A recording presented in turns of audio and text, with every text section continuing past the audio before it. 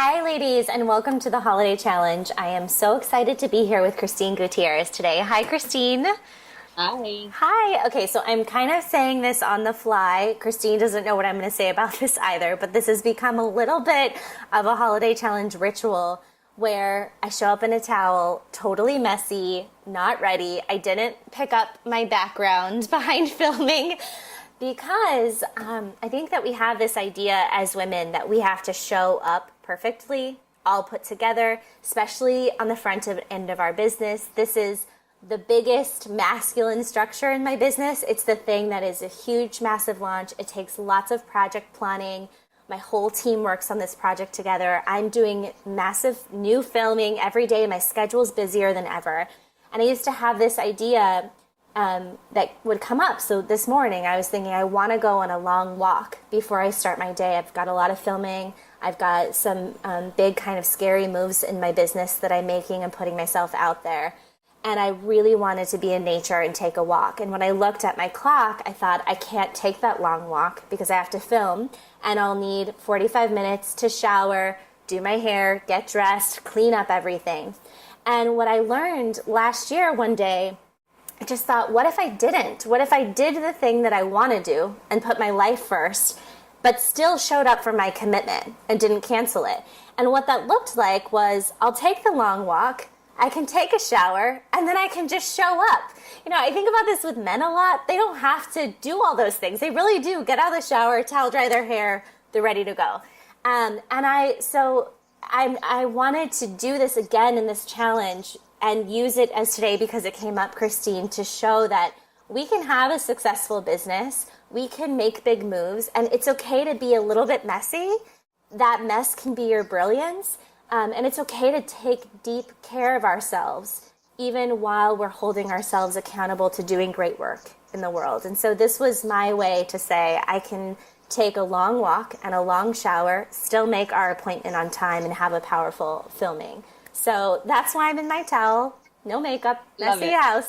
And I think this challenge, as a result, the energy behind it is going to be a really potent and special one today. So I don't know if you want to say anything about that in your own life or knowledge, Christine. And then I'm going to pass it to you to tell the women what your challenge is for them today. Awesome. Yeah. I mean, for me, I live by that motto. I am a fuck it, let's go kind of girl. And, in order for me to, just on a personal note, I'm just a very emotional woman and anxious and busy. And, I have a lot of different things going on. And sometimes that means let's just keep it real. In order for me to do the things I need to do, I'm not going to be able to get everything done. So how can I just show up messy? And so like today, I didn't take a shower yet. I had my coffee, didn't brush my teeth. I'm going to afterwards, but that's what it is. And just put on a little bit of makeup and I was like, t-shirt and jeans and let's do it. Because I got to go on my walk with my dog and I got to chill and relax. And those are things that are more important to me than being perfect because I need it for my sanity. So I love that you showed up naked. It's very much my style. I'm always naked. If I would have known, I would have come in my towel too. I should have told you. I think it's a beautiful thing to talk about because women have this idea and maybe even this fear that to turn their soul work into a business, they're afraid that they would lose themselves, that it would be too hard, and they're really afraid of being seen. And they think that in order to be seen, everything needs to be perfect and figured out. And there's a lot of women who will represent themselves in their businesses as having it all figured out and always looking perfect in their pictures, and it perpetuates this idea that you have to become something else or do something else before you can start making money and feeling like an expert in doing what you love. And I think that that's not true. I think that we all really feel messy sometimes, insecure, and have big opportunities to be seen and put our work out there. And if we feel a little messy, we might say no or step away from that opportunity to be seen. But instead, we can just show up where we are. And that can be really powerful. And it's okay to be seen whether you're in your emotional mess at the moment or where your life is really full and you can't put it all together perfectly before you step in and have your voice. So what a beautiful way to start off the challenge today. And what do you want to see the women do? What is your challenge for them today? So I have two. One that just came up, and before we went live, we were, kind of brainstorming and heartstorming on what to share. And there's so many things I can share, but I want to share two that I feel in my heart right now along the lines of what we're talking about. I think that in order to have a feminine, soul-aligned business, we have to be authentic and vulnerable. And for me, that means sharing the parts of myself, my wound, my raw, my parts of myself that I maybe even have hated or still hate or am still processing. I'm scared to be seen because I feel I'll be rejected. Kind of yucky, mucky parts of ourselves. The ones that we put underneath the rug, the ones that maybe we talk to our therapist about and no one else. I want us to become naked emotionally and to write down for ourselves. And if we feel called to, your second part of the dare will be to share it with someone else, maybe even to a friend, to maybe someone on this thread for the challenge, a part of yourself that you fear being seen. Because when our wounds are exposed, we get to love them up. And I've found that my whole business, the whole reason why I'm successful is because I'm real and raw and people can relate to me. Mm-hmm. If people feel like you're not relatable or you're not real, you're not gonna, your brand, especially nowadays, is really based on your personal life. Most of us are personal brands in many ways with social media, and people want to know the story behind why you're doing what you're doing. And that means getting to know your story and sharing those pain points so that people can hear your heart. So what I want you to do is I want everyone to share one part of themselves that they are scared to share, and to just share it with full abandon, like just let it all go. And know that as you do this, you are healing yourself and you're healing someone else.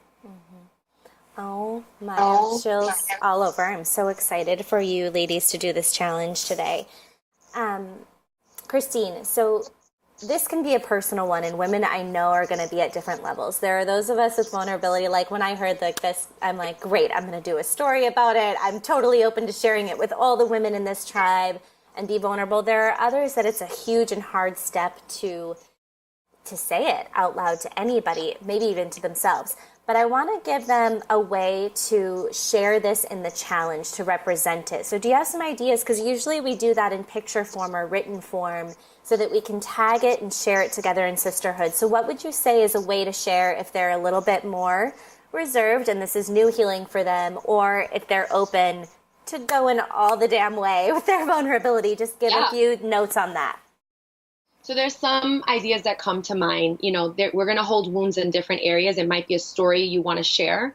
It can be something as simple as writing down in your journal, the wound that I want to share is ... And it can be a memory, so I suffer from anxiety, can be one that's really scary to admit, especially as business entrepreneurs. We want to seem strong. We want to seem put together. I just shared something on my social media yesterday, which looked like a picture of me going to my co-working space. Right now I'm in my loft, and it said, I'm sharing this picture because it's really hard for me to actually go to my co-working space because of my anxiety. I really like to stay home, and it's not always the best choice for me because I get more creativity and joy and inspiration from stepping outside the comfort zone, but it's not easy for me. So for me, that was really vulnerable and scary because it still brings up some of those feelings. So that can look like a picture. Maybe it's showing your messy house. Maybe it's a body part that you've always been scared or shameful. Maybe it's your belly as it rolls, or a stretch mark.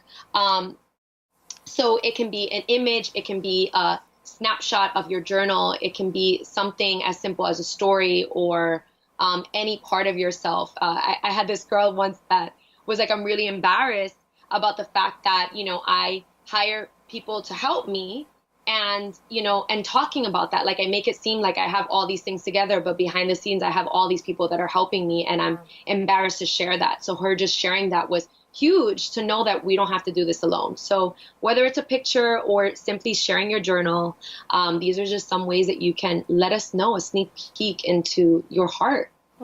Okay, I love this so much. I want to share two things that are important about this. One is that you said by sharing this, you heal someone else, and we completely forget that. We think that when we say something vulnerable or that's messy or that's hard to admit, that everyone's looking at us and judging, when in reality, this is an opportunity and the exact group of sisterhood and women and mentors who are open-hearted, who've done the work to not be judging, and who listen to your wound and heal as a result of it. Because we don't see and judge you. What we hear is the vulnerability, and what we find is the thread and the bravery to create and pave a new way of being that's more authentic. And this is so important for women who are becoming life coaches and healers and start becoming the face of their brand, because like you said, it is modern day marketing. It is our industry. It is what creates sustainable success. And it is the difference between women who go on to build big practices and make great money doing what they're doing with soul aligned clients, because they're willing to be seen, truly seen. And if you miss that step, you get stuck in masculine structures that burn you out, or programs and services that don't sell, and then you feel like, what's wrong?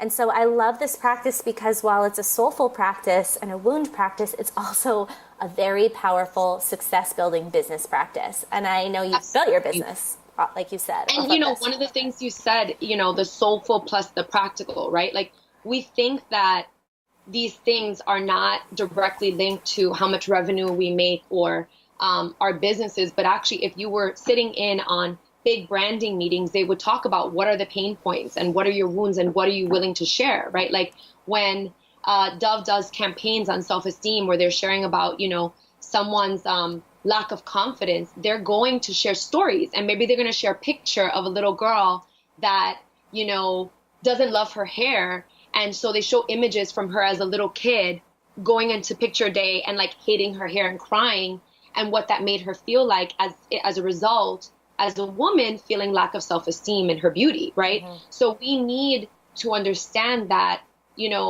on a soulful level, these are actually practical skills that are going to build our brand, and they're going to make us feel so connected to and intimate with what we're sharing. And I think that you don't want to build a business around a lie. You don't want to build a business around an image that you can't shatter, because I've seen this happen to so many people, and unfortunately there's very negative consequences that happen if you build a business around this lie of who you want to be, not who you are and where you are. Mm-hmm. Like, keep it real for yourself, because in terms of mental health and emotional health, you need to have something that allows you to be human. Mm-hmm. And in a world that pushes us to be superhuman all the time and to have these totally unrealistic forms of spirituality that are really damaging mentally and spiritually and emotionally, mm-hmm. We want to be the change. We want to be the raw, the real, the human beings. And we don't want to create a high expectation of a world that's based on an illusion that's not attainable.